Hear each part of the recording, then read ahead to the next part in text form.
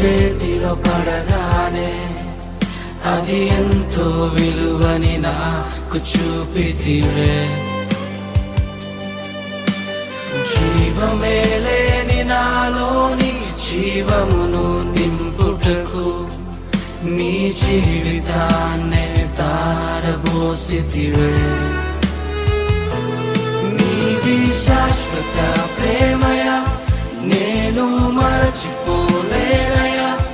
ఎన్ని యుగాలైనా మారదు. ఎండిన ప్రతి మోడును మరలా చిగురించును నా దేవుడు.